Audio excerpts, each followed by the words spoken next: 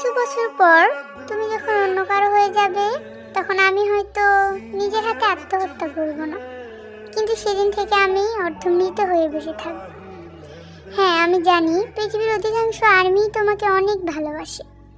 আমি বুঝি, আমার মনকেও বারবার বোঝাই যে তোমার পক্ষে তো আর সবার মন রাখা সম্ভব নয়, কিন্তু আমার মন যে মানতেই চায় না।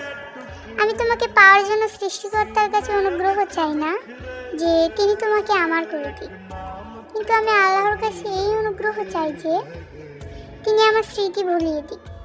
আমি আর কখনোই অনসাইড ক্লাবে আসক্ত হব না। এই প্রার্থনাটাই সৃষ্টিকর্তার কাছে আমার একমাত্র চাওয়া। আমার না আছে যোগ্যতা, না আছে চেহারা, আর না আছে সামর্থ্য। আমি তোমাকে ভালোবাসি, কিন্তু ধর্মের দিক দিয়ে যে আমি হেরে গেছি জীবন সাহেব, খুব কষ্ট হয়। এখন শুধু ধৈর্য বাড়ুক, তোমাকে যেন